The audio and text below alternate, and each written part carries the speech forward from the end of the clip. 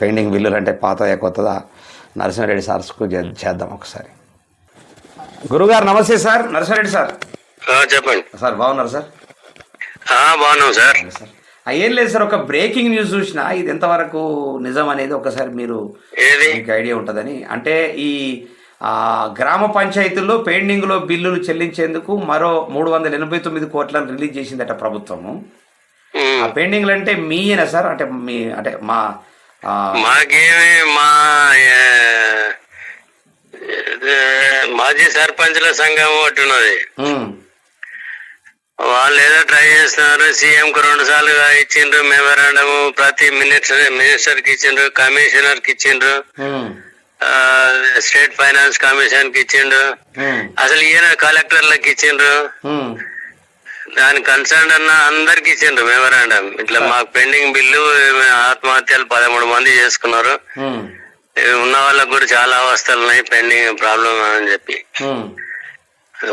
ఒక్కరు కూడా రెస్పాన్స్ లేదు. ఇప్పుడు ఎట్లా ఇంకోటి కూడా చెప్పింది వాళ్ళు, ఎట్లా 3000 కోట్లు వాళ్ళు రిలీజ్ చేస్తాము by March ending, central government.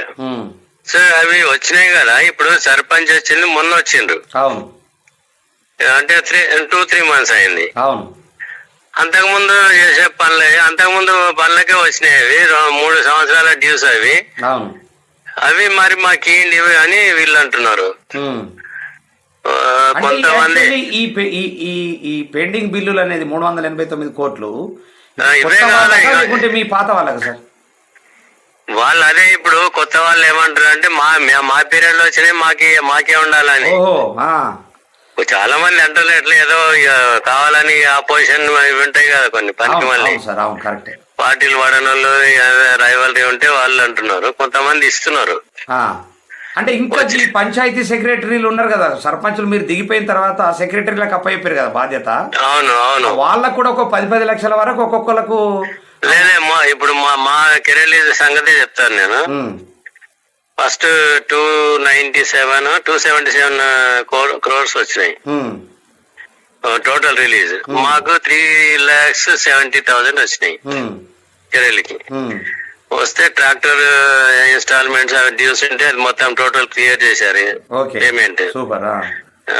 అయినాక పాత సెక్రటరీ మారిండు, పాత సెక్రటరీకి 56,000 రావాలంటే ఆయనకి ఇచ్చేసిండ్రు. ఇప్పుడు ఉన్న సెక్రటరీ ఆయన 20,000 ఆయనకి డ్యూస్ ఉంటే వాళ్ళు తీసుకున్నారు. ఇంకా మిగతా ఖర్చులు ఏదో బల్బులు ఏదో కొన్నారు, అవి 10-20,000 అవి పెట్టేసిండ్రు. పెట్టినాక ఏదో మిగిలితే 1,50,000 నాకు ట్రాన్స్ఫర్ చేసిండ్రు. నేను సెకండ్ ఇన్స్టాల్మెంట్ వచ్చింది, అది దాదాపు 3,60,000. నేనేమన్నా అక్కడ ఏముంటదంటే situation, central government the tied untied అని ఉంటది అమౌంట్. టైడ్ ఏమో ఓన్లీ రెస్ట్రిక్టెడ్ వర్క్స్ ఉంటది. ఏంటంటే ఇప్పుడు వాటర్ సప్లై, శానిటేషన్ వర్క్ లకి అవి యూజ్ చేయాలి. లేదన్నా అది మేము కూడా చేసినాము కదా, అవి ఇచ్చేయండి అని చెప్పినాము. ఈ సెకండ్ ఇన్స్టాల్మెంట్ వచ్చేసి అంత అన్టైడే ఉంది, అంటే ఏదానికని ఇచ్చుకోవచ్చు. ఇప్పుడు మాక్సిమం ఉన్నది కదా, మరి మాకు మాక్సిమం ఇవ్వండి, 25% మీరు ఉంచుకోండి, 75% మాకు ఇవ్వండి. నెక్స్ట్ టైడ్ అన్టైడ్ మళ్ళీ ప్రాబ్లం వస్తుంది కదా, మాకు ఇవ్వలేరు మీరు. మొత్తం టైడ్ ఉంటే మళ్ళీ అసలే ఇవ్వలేరు కదా, మరి కొంత శానిటేషన్ తక్కువ ఉంటాయి కదా. అంటే వాళ్ళు ఏదో గొడవ, ఇక మీకు ఎట్లా ఇస్తే మాకుండే ఖర్చులు అన్నట్లు మాట్లాడితే, సరే మీ ఇష్టం ఏం చేసుకుంటారో చేసుకోండి అని చెప్పి. ఇప్పుడు కేంద్రం కూడా ఒక నిబంధన తీసుకొచ్చింది కదా సార్, ఇప్పుడు మేము పంపిన డబ్బుల్ని 10 రోజుల్లో వాళ్ళకు చెల్లించకపోతే, ఇవ్వకపోతే, ఎవరికి ఇవ్వకపోతే అటువంటిది ఏమైనా ఉందా? గ్రామ పంచాయతీలకు ఇవ్వకపోతే మీరు గ్రామ పంచాయతీలకు ఇస్తున్నారు, కానీ వాళ్ళు మా పాత సర్పంచ్లకి ఇవ్వట్లేదు కదా. పాత సర్పంచ్లు ఇవ్వట్లేదు, అది ప్రాబ్లం. అది వాళ్ళన్నా చెప్పాలి క్లియర్ గా. 3 లక్షల నుంచి 3 కోట్ల వరకు ఉన్నాయంట కదా సార్. అసలు 3 లక్షల నుంచి 3 కోట్ల సంగతి ఏమన్నా నాకు తెలిసినంత వరకు 80 లక్షలు ఒకటైతే నోటెడ్. నాకు ఆ గ్రూప్ లో చూసిన నేను, ఎవరెవరు ఇన్ఫర్మేషన్ పంపుండే అంటే మాక్సిమం 80 లక్షల వరకు ఉన్నది. మా ఊరు వచ్చేసి 32 lakhs. ఇంకా మేము ఊరుకు 32 lakhs రాలే? నాకు రావాలి, నాకే సరే అని చెప్పి ఇక మొన్న 1,50,000 ఇచ్చింది. నేనన్నా ఇప్పుడు ఇది కంప్లీట్ గా అన్టైడ్ ఉంది కాబట్టి మరి మేము మొత్తం ఇచ్చినా ఇవ్వచ్చు, అయినా కానీ మీరు 25% ఖర్చులోకి ఉంచుకోండి. అక్కడ ఖర్చులు మా ఊర్లో ఏం లేవు, ఇక డ్రైనేజ్ లేదు, నా ఏం లేదు, లైట్లు లేవు, అన్ని ఉన్నాయి కదా.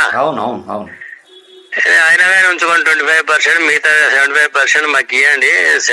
32 lakhs తీరాలంటే ఇవ్వాలంటే ఎన్ని సంవత్సరాలు పడుతుంది మీకు? కొన్ని వీలైనంత వరకు మ్యాక్సిమం ఇవ్వండి అని చెప్పినాను. ఇక దానికి లోకల్ లీడర్స్ మాకు అడ్డం పెడుతుంటారు. ఇక ఇవన్నీ ఏమైనా చేసుకోండి అని చెప్పాను నేను. ఇప్పుడు మీ దానికి ఇప్పుడు సర్పంచ్ ఏ రిజర్వేషన్ వచ్చింది సార్ మీ దానికి? సర్పంచ్ యాక్చువల్ గా ఏంటంటే ఆయన వాళ్ళ కొడుకు ప్రసాద్ కుమార్ దగ్గర ఉంటాడు.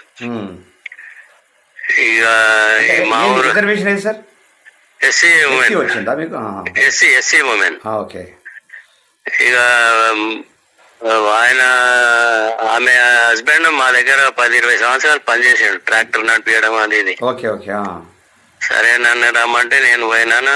కంప్లీట్ స్వీప్ అయిపోయింది, 1 sided అయిపోయింది. 10 వార్డ్ మెంబర్స్, సర్పంచ్ కూడా 450 మెజారిటీ వచ్చింది. నేను 2 రోజులు ఇంటింటి తిరిగిన. నా మీద నమ్మకం ఉంటే ఈయనకేంటి ఓటు. చాలా అద్భుతంగా చేశారు మీరు. నమ్మకం ఉంచారు, నమ్మకం ప్రకారం వేసిండ్రు. ఇప్పుడు నేను పని చేయకుంటే నా పైసలు కాదు క్వశ్చన్, వాళ్ళు పని కూడా చేయాలి. మెయిన్ ఫామ్ రోడ్స్ కావాలంటారు జనాలు. ఏ లీడర్ వీటిని పట్టించుకోడు. అది దరిద్రం. రైతులకు పీక్నే మళ్ళీ వేసాం అంటారు. మెయిన్ అది కావాలి. రైతులు ఎంత అవస్థ పడుతున్నారంటే ఫామ్ రోడ్స్ లేక. Correct sir. ఇక్కడనే కదా, ఎక్కడ పోయినా అదే ప్రాబ్లం ఉన్నది. ఒకడేమో ఇక్కడోడు అక్కడోడు 2 సగం కబ్జా పెట్టేస్తారు, మనుషులు ఊరాకుండా కూడా ఉంటుంది. ఇక అట్లా ఇట్లా కొట్లాడి మేము ఉన్నప్పుడు 8 కిలోమీటర్లు, ఈ ఊర్లు ఇంత ఆ ఊర్లు ఇంత, మొత్తం 8 కిలోమీటర్లు వేసినాను ఉపాధి హామీలో. శాంక్షన్ కాకుండా ఉపాధి హామీ పనులనే. మేము రాకముందు 50 మంది కంటే ఎక్కువ ఉండేవాళ్ళు కాదు ఉపాధి హామీలో. అందులో 50 మంది అంటే 200-300 మంది అటెండెన్స్ పడుతుండే. మేము వచ్చినాక 872 మంది ఒక్కరోజు అటెండెన్స్. ఎక్కడ ఇప్పుడు మళ్ళీ 30కి వచ్చింది ఇప్పుడు. అదే అంటే నేను అక్కడ ఉన్న గ్రామ సర్పంచ్ దాని మీద ఆధారపడి ఎక్కడ 872, ఎక్కడ 32. నేను మొన్న మా పొలానికి పోతుంటే వాళ్ళు 5 మంది ఏమో కలవటి మీద కూర్చున్నారు, 7-8 మంది కాలువ తీసి ఆ కాలువ కడ కూర్చున్నారు. ఇంత ఏదో తీసినట్టు చేసింది, నల్లగా చేసిండు. సరే నేనేమనలేదు. సబ్బనాగా నేను చూసి పొలంగా పని ఉంటే పోయి వచ్చేసిన. అట్లా ఉన్నది. ఏం చేస్తారు, మారదు. మరీ దరిద్రంగా తయారైపోయింది. కానీ ఇంత తొందరగా దరిద్రంగా తయారైపోయింది మనం అనుకోలేదు, ఊహించలేదు. Thank you sir, thank you very much sir. ఇదే మీరు రేజ్ చేయండి ఇష్యూ. అట్లీస్ట్ స్టేట్ గవర్నమెంట్ అన్నా పాతది వాళ్ళకి ఇవ్వండి ప్రయారిటీలో అని చెప్తే బాగుండే. తప్పకుండా సార్, తప్పకుండా.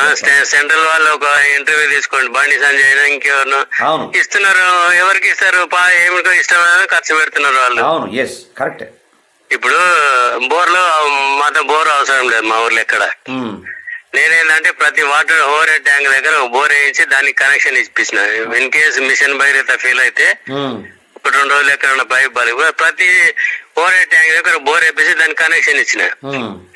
ఓవర్ఫ్లో అయిన వాటర్ ను కూడా మళ్ళీ డిస్ట్రిబ్యూషన్ లైన్ కల్పించిన. ఇక్కడ వేస్ట్ కావద్దు వాటర్ అని ఇళ్ళకి పోతాయి. డిస్ట్రిబ్యూషన్ ఓవర్ఫ్లో అయితే కూడా ఇళ్ళకి పోతాయి వాటర్. అంతా చేసినాక మళ్ళీ ఇప్పుడు బోర్లు వేస్తాము, అది అవసరం లేని ఎందుకు వేస్తున్నారు మీరు? అంటే వాడు 40,000 పెడితే 1,20,000 రాసుకుంటున్నారు. ఇక కాని పనులు చేస్తున్నారు. ఇక అదే కాని పనులే ఇవన్నీ, కాని పనులు ఆగమాగం చేయడము, పైసలు దొబ్బేయడానికి. అంతే. మీరు ఒకటే మా రిక్వెస్ట్ ఏంటంటే ఘాటుగానే రాయాలి. మాజీ సర్పంచ్లు ఇంతమంది ఆత్మహత్యలు చేసుకుంటే స్పందించని ప్రభుత్వాలు లేకుంటే మినిస్టర్లు ఏం చేస్తున్నారు? డబ్బులు లేనప్పుడే లేవన్నారు. ఇప్పుడేమో ఉన్నాయి, మరి ఇవ్వచ్చు కదా. పని చేయకుండా అయితే లేదు కదా. నీకు పని కనిపిస్తా ఉంది కదా సార్, రికార్డ్ చేసినవి ఉన్నాయి అన్ని. ఎంబీ బుక్స్ ఉన్నాయి. అవును, మరి ఇంకేం కావాలి? అవును, ఎంబీ బుక్స్ నీవు నమ్మలేదనుకో పోయి చూడు, వర్క్ జరిగిందా లేదా చూడండి. అవును, అంతే కదా. ఆ? అవును, వర్క్ జరిగితేనే ఇవ్వండి, అవును, జరగకుంటే వాడు ఎంబీ ఎందుకు చేస్తాడు?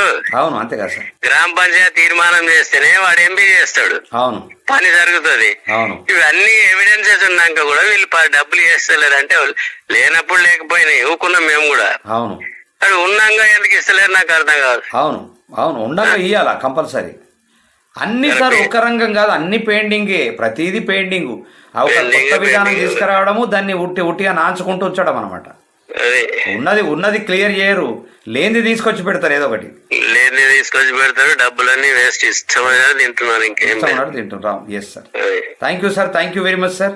సరే, థ్యాంక్ యూ. మీరు చూడండి జర. Thank you sir, thank you sir. Okay. ఇది పరిస్థితి. అంటే దారుణంగా ప్రభుత్వాలు ఎట్లా తయారైపోయినాయి అంటే అసలు గ్రామాలను పట్టించుకోరు, గ్రామ సర్పంచులను పట్టించుకోరు, గ్రామ పరిపాలన చక్కగా ఉండదు, మళ్ళీ ఉట్టుట్టి మాటలు మాట్లాడుకుంటా టైంపాస్ చేసుకుంటూ వస్తారు.